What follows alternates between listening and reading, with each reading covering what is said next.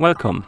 In front of me I have Samsung Galaxy Watch FE and I'm gonna show you how to change the screen timeout duration on this watch. Basically, how quickly it takes for the screen to turn off once you stop using your watch. First, you will need to wake up the screen on your watch, and you can do it by tapping on the screen or by pressing the upper button. Once you wake up the screen, you should see the current watch face, the home screen, and you can swipe up on the screen to open the menu. Now, scroll through the menu and find the settings icon, and once you find the settings icon, tap on it to enter the settings.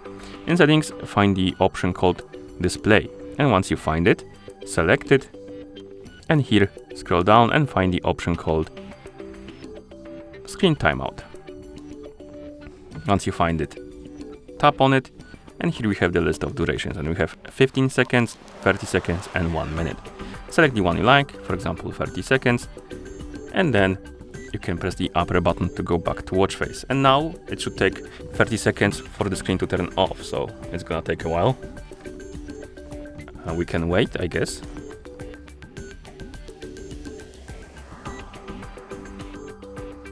And here we have it, as you can see.